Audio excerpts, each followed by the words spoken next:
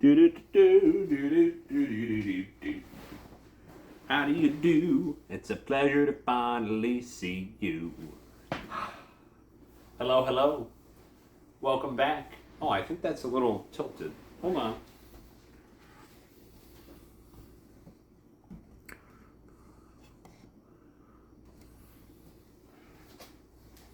Is that better? I didn't want to give you vertigo. Hi. Good evening. Today I'm going to share two really special whiskeys that I think just managed to come into my life at the right time.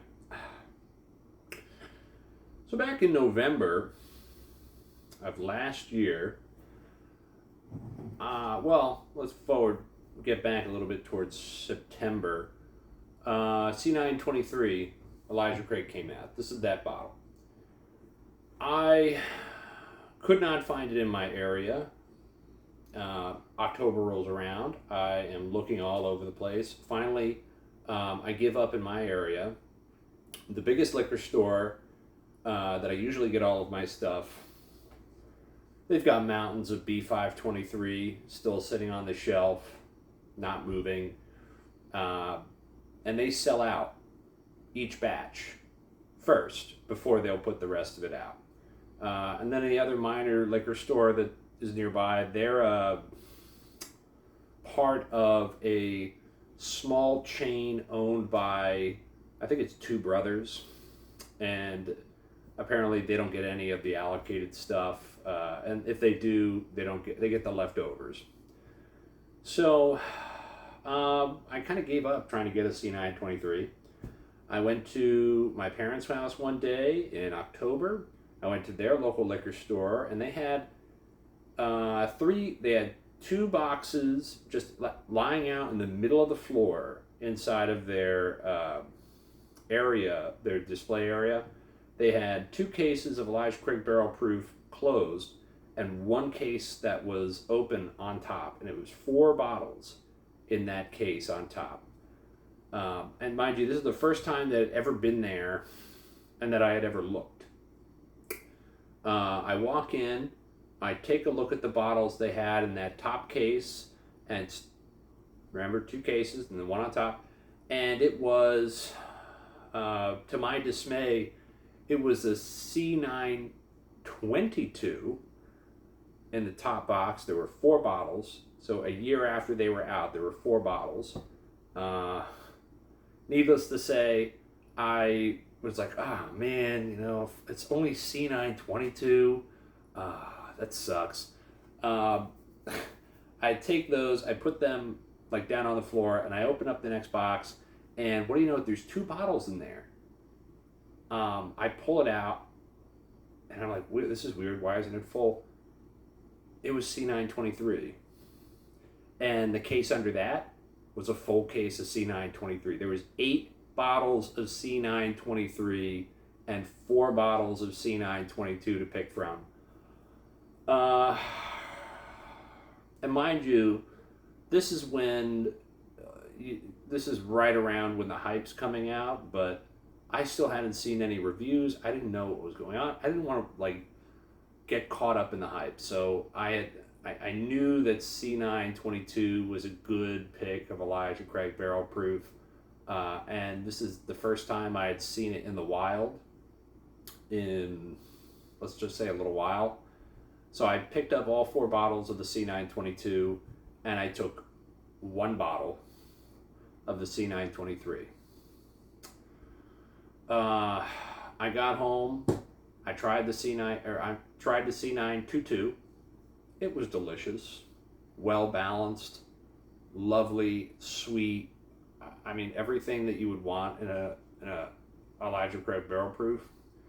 And I waited a whole night and a whole other day before I opened up my C923. And when I tell you that C923 rocked my world, I mean, I was like one of those old men on the porch slapping his thigh, going wild after I had a taste of that. It was the best whiskey I had ever tasted in my life. That's C923.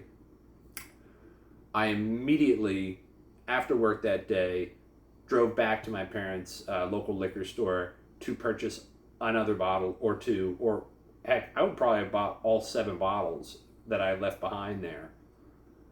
I get there, I look, and they're all sold out. Just like that. Less than 2 days later, 8 bottles of C923 turned to 0. And, you know, as a consolation prize, I managed to get 4 bottles of C922. And, you know, you can criticize me for buying all 4 of them. Why not just leave one behind? Hey, it's been a year. I had the money to spare. It, you know, people have been pecking away at the C923s underneath that.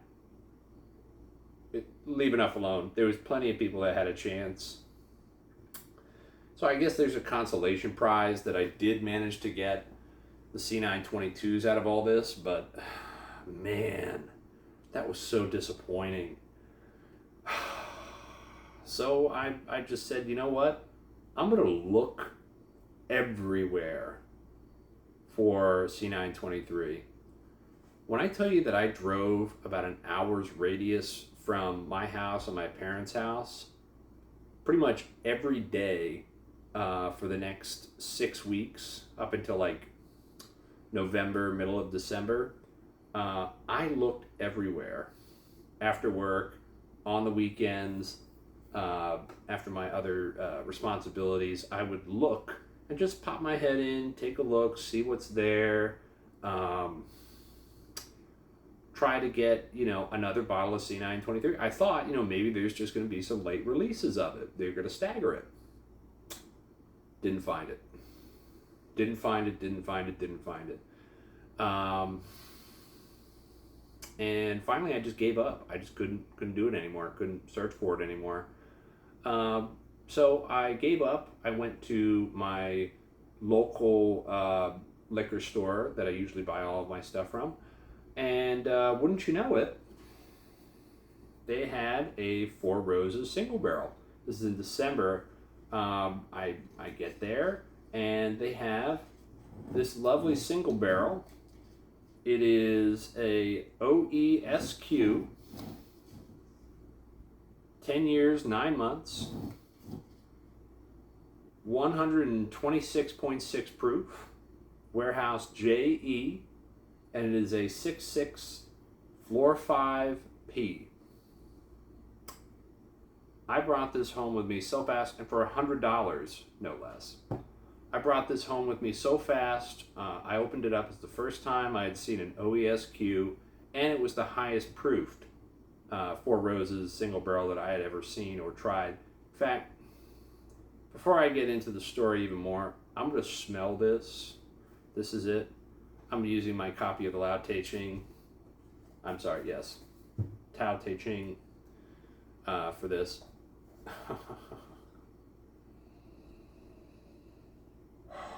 If I could tell you what's in that nose right now. Vanilla, oak, and just roses. Like bourbon-soaked roses.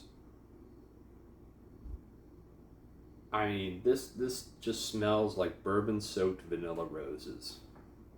Oh. Caramel, toffee.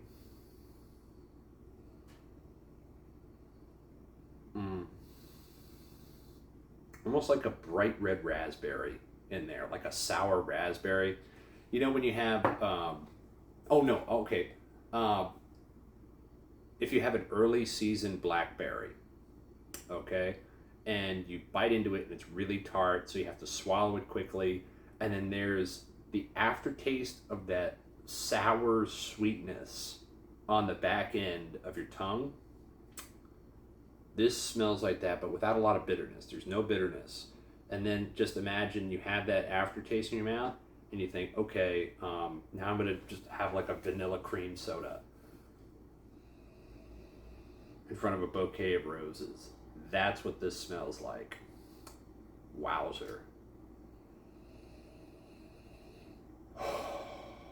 And for 126.6 proof, this doesn't smell proofy. Mind you, it's been oxidizing for a while, and as you can see, I mean, it's been going. And when I tell you this stuff smells amazing, the color is dark amber bronze, and the I can't even begin to tell you what I've been swirling this around. The legs haven't even started yet. That's how thick this is. This is just it's like a solid, it's like one of those wavy mirrors from an amusement park horror house. I'm just horrified at how slowly this is dripping down the glass. This is, I've had this a lot, and I mean, what does this say? For OESQ, it is floral, rose petal, and acacia, banana, refreshing, and medium body. I definitely get bananas on this as well, now that they mention it, but I can't wait any longer. I'm going to taste this.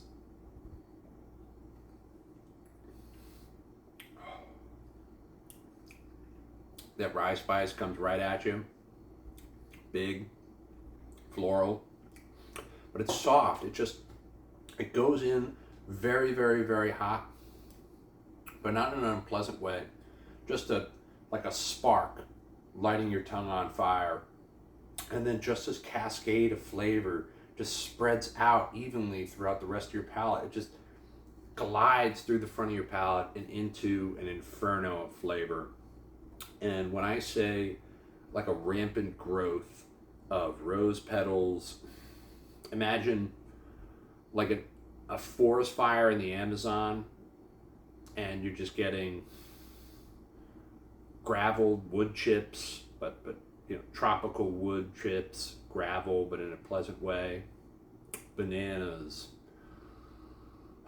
black vanilla roses, Amazonian black vanilla roses, the devil's vanilla. There's something tropical, dangerous, and secretive about this whiskey. It's like a jungle that you enter into, you take a sip out of, and the plant and wildlife just overwhelms your senses. The mouthfeel is viscous. Everything on the palate just comes in, and you just get this dark raspberry note hiding at the end of it.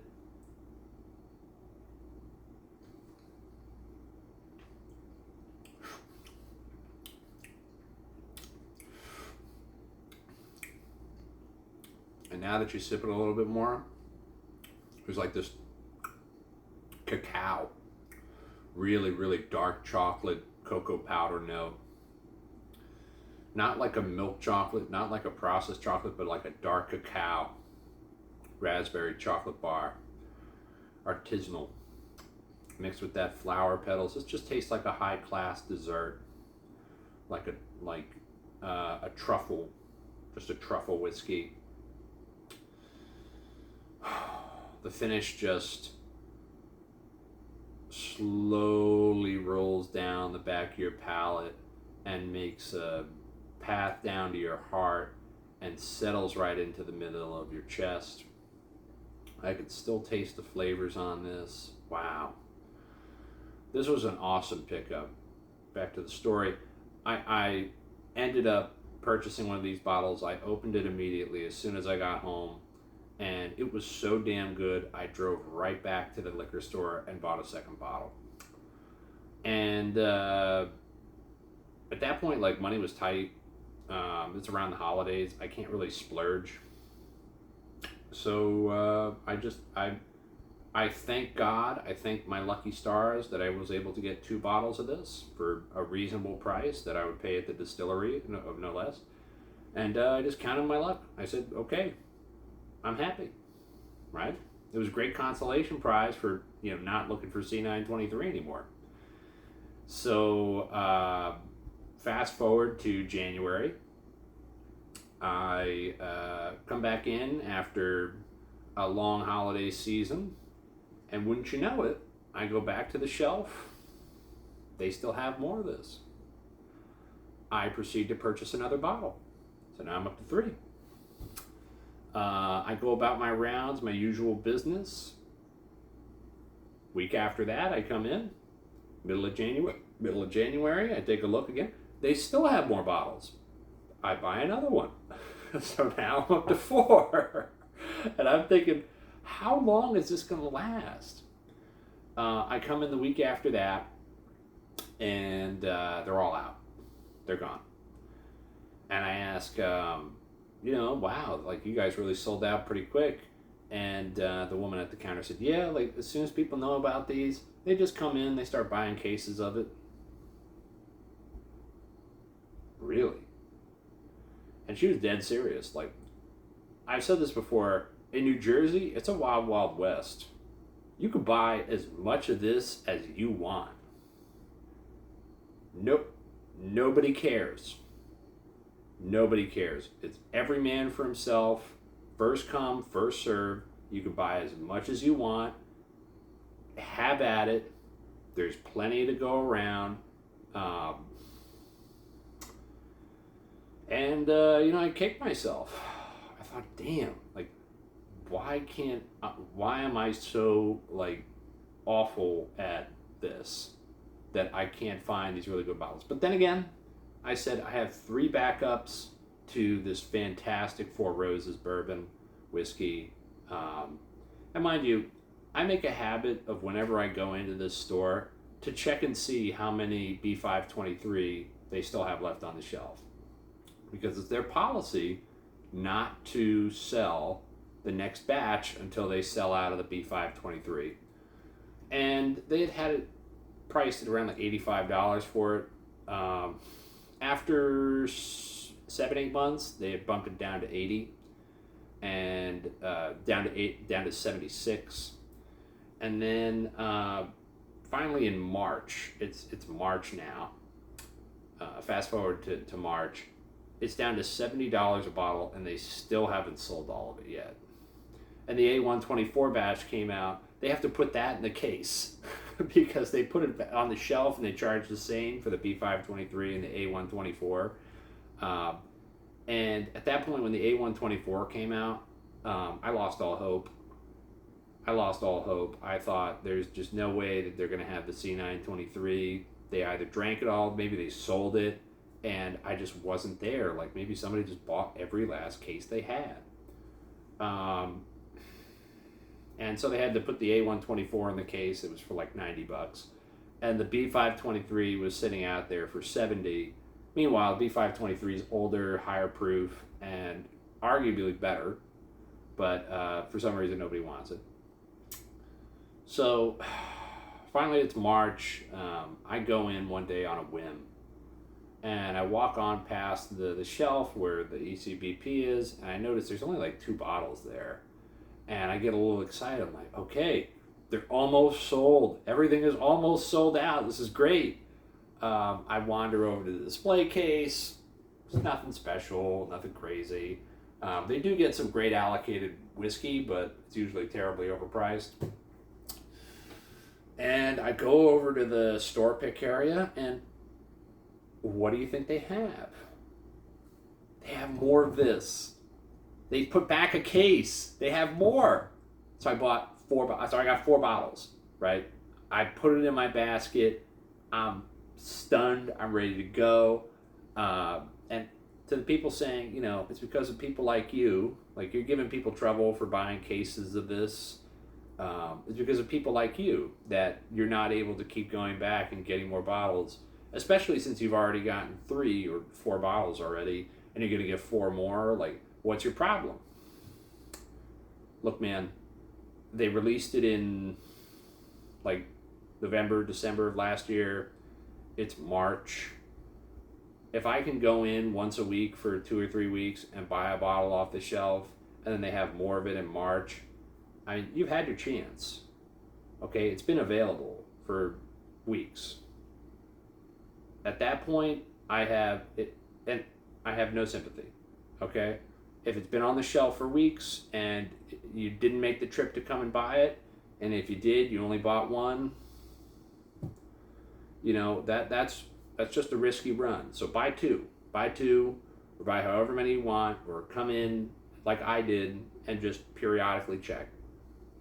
All right, I just think that's reasonable. That just makes sense to me, right? And I'm walking back to the front of the store, and I think, you know, like there's only two left of the ECBP, and it's the B523. They only want $70 for it. I think I'm gonna buy it. Like, why not? Like, at this point, I hadn't even bought the B523, but for $70 for 11-year-old Elijah Craig, and it's my rule. If it's an ECBP, I always get two. So I walk over and I see that they changed the price. I'm like, wait, why are these $100 a piece? Weren't they just $30? I mean, isn't the A124 on the case like for $90? Like, why? What on earth did these people think to do that they're gonna just raise the price randomly for no reason for an extra $100 or for an extra like $10? How greedy can they get? I look over at the batch. Those are C923s. There are 2 bottles of C923 sitting right there on the shelf. I picked the both of them up so fast, I put them in my cart, and unfortunately I have to turn around, and I put 2 bottles of the Four Roses Single Barrel Select back on the shelf because I can't spend $600 on whiskey. That's just over my monthly budget for whiskey. Even buying those 4 bottles of just the Four Roses Select is over my monthly budget for buying whiskey. That's like 3 or 4 months of my monthly budget for whiskey. But it's worth it. It's so worth it.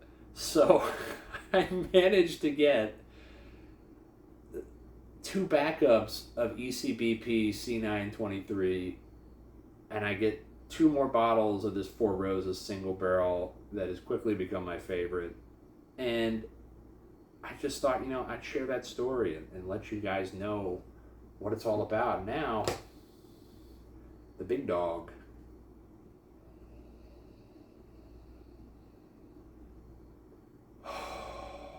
Cherry grape, vanilla creme brulee.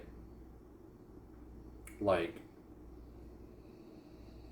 the darkest, sweetest fruits on an orchard tree you've ever seen or smelled. It's like you go to a forest, you enter a clearing, and there's this gnarled tree in the middle of it with the strangest looking, most delicious fruits you've ever seen in your life. You grab a ladder, you start going up, and on the outside, right, you're just picking away at the little fruits. But you look into the shadows of those boughs of tree limbs, and you see in the depths of that dark these jewels, these perfectly ripe jewels of fruit, and you kind of stick your head in, right? You stick your head into to the bristle and all the tree limbs, and you sort of wiggle your way while you've got one foot on the ladder, and you're trying to keep yourself balanced, and you just reach ever so far into that bough, and you're just trying to smell the leaves and the branches and the ripe fruit, and just everything is so overpowering. You feel the dark shade, and you know it's burning hot, sunny outside, and you're just in this cool, damp, almost perfect environment to just have a lovely time. Oh, that just smells amazing. I could smell this all day, every day, and be completely satisfied. I'm gonna taste this. I already knew this is the best whiskey I've ever had in my life. C923.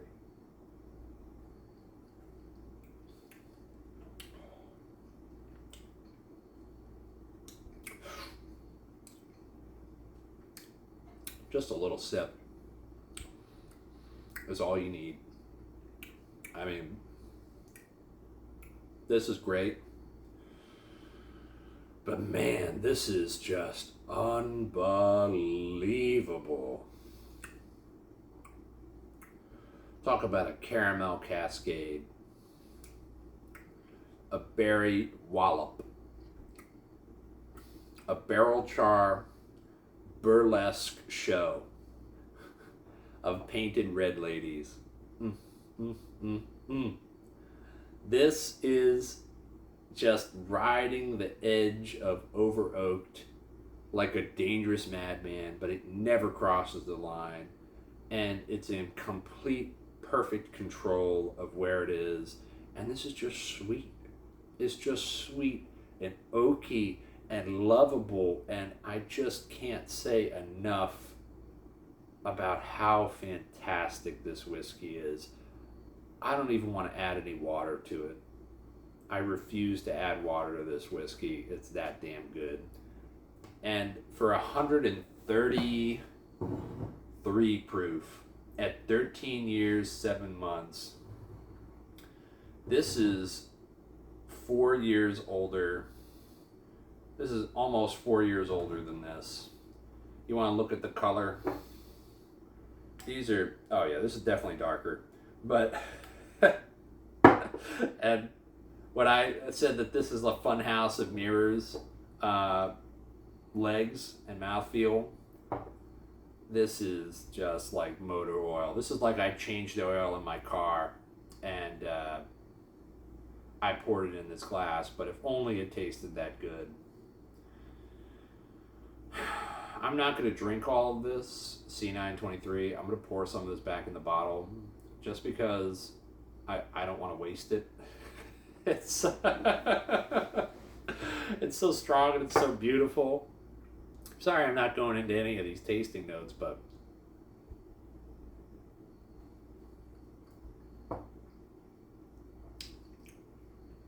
and then you just get like this grape soda, grape cherry root beer cola. Stupendous mouthfeel. Just crawls up your gums, just like good whiskey. It just crawls up your gums. It just makes you want to chew it and not let it go, like a dog with a shoe in my mouth, but like an Italian leather shoe, like something expensive. I'm going to add a little bit of water to the Four Roses. C923 is just so good. If you've never tried the C923, go to a bar, like ask your friend, try to get it, because it's not the most, it's really complex. It's not the most like fancy or smooth experience, but it's like going on a roller coaster, right? I know that's cheap. It's like going skydiving or bungee jumping. It's like a thrill-seeking activity drinking this bourbon. You just get this rush of adrenaline when you sip on it that is almost par with just doing something dangerous that you know could kill you, but you are having such a great time doing it, and you feel so out of control, in control, that it makes you feel safe.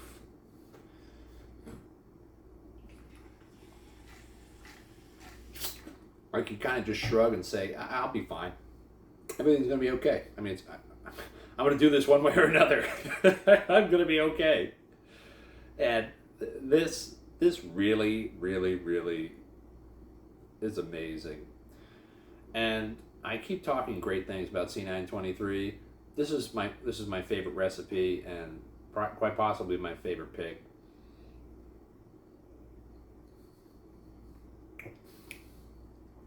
You see, add a little bit of water, and that banana, vanilla, rose petal, the oak kind of just flattens out. It makes a springboard for the rest of those fruit flavors and that floral essence. Mouthfeel doesn't suffer. It smells light and bright, but heady, like honey mead.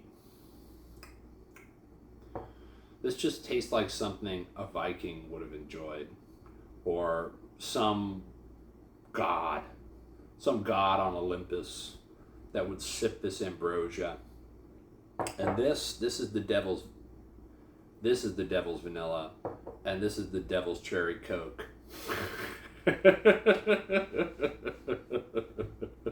And having the opportunity to drink these two bourbons at the same time just truly puts a smile on my face because of how amazing they are. They're delicious. They really, really are. And I can't say enough nice things about them. And, you know, it's funny how, in the grand scheme of things, I would not have gone to my local liquor store quite as often if I hadn't built up those habits to getting the Elijah Craig Barrel Proof, because I was so dead set on getting it. And if I hadn't checked in one last time to the ECBP section, I would have ended up with just the one bottle here. And I would be very sad at this point.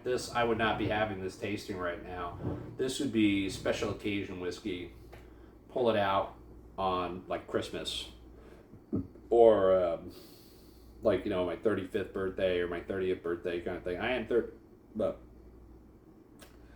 yeah, now that you have a backup, you can kind of enjoy the bottle a little bit. Plus, there's something to be said of the unique experience of experiencing a bottle multiple times. What do I mean by that? So, I remember when I tried the neck pour, this bourbon was so powerful, I could only have like a tiny bit at a time. And as the levels went like around like a third, it was still astringent and the oak was overpowering, but that was like the predominant note, and the fruit followed forward with it, but just as strongly, but the oak was really predominant. Once I got about halfway and down to here, the fruit and the cola and the soda and the grape has all taken over, and the oak has just slid back and it just started to take notice of where it should be in the whole sip, and it just highlights and accentuates everything so well. Speaking of which, bottle code A22. This is the bad one. Put that on for size.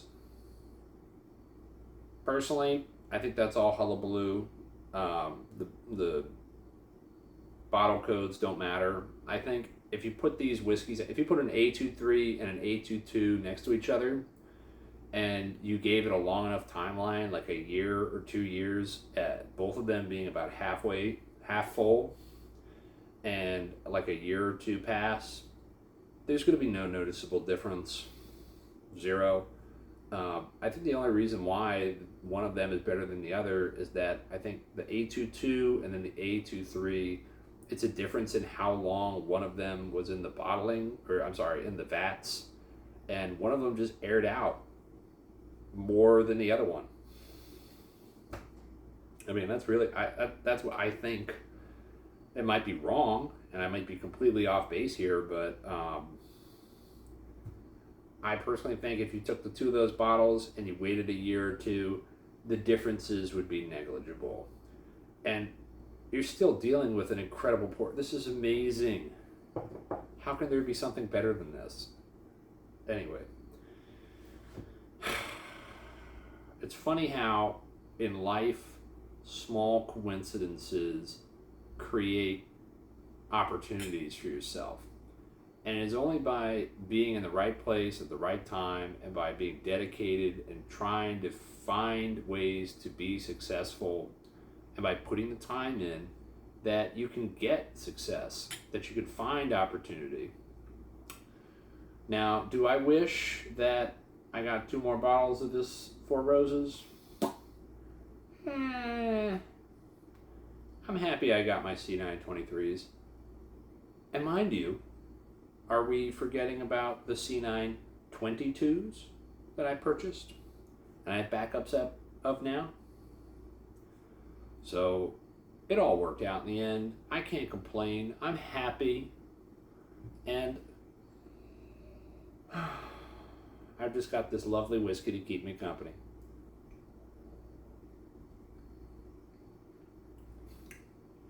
Oh. had to pick one that's better than the other,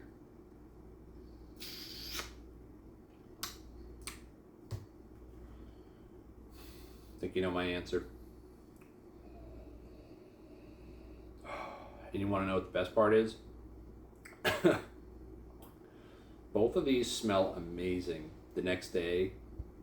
And in fact, like this Four Roses, this will smell amazing in the glass for about a week, right?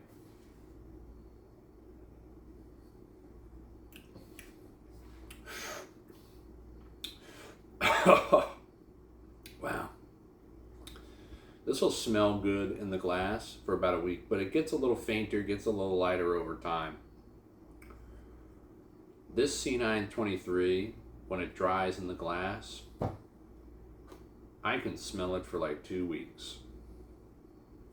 And it is just as strong as it was the first day that I emptied it and it dried. That stuff is damn good. This stuff is amazing. I am so happy that Four Roses manages to make such incredible whiskey. And I am so happy that everybody, whoever's watching, is enjoying this. Man, I think I'm going to say goodnight. That's all for me. Thank you, Four Roses, for being you and being beautiful and unique and delicious. Oh, and yeah, this is an OESQ. In case you guys were not familiar, this is one of the rarer recipes to come across. They're either, not good, or they are some of the best single barrels that you can find, up there with like an OESO or what's the other one? OESO or a OBSV, right? Like, but they just don't make it out of the single barrel program. They just don't. Like, finding a good barrel is really hard. But this is high proof, high volume, amazing OESQ. And I do have another OESQ that I got from my Kentucky trip that I am tempted to open. But that one I might just hold on to till I run out, because I only have the one and I really don't want to like it too much.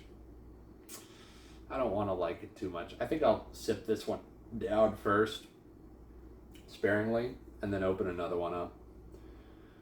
But thank you, Four Roses, for making such incredible whiskey. And one last thing about this. On the first sip, the rye spice on their lower rye mash bill is, like I said, a tour de force. But what I love about Four Roses is that as you sip it, it just gets sweeter and sweeter and sweeter and sweeter. And you don't even notice the rye spice. It doesn't hurt you. It just wants to help. I'm just stunned with how amazing this distillery is. And I'm stunned that Heaven Hill can make a bottle of 13 year, 7 month, 15 and 17-year-old barrels of whiskey into such an amazing batch product.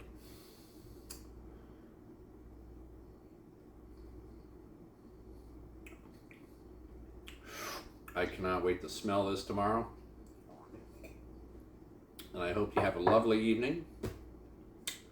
And good night.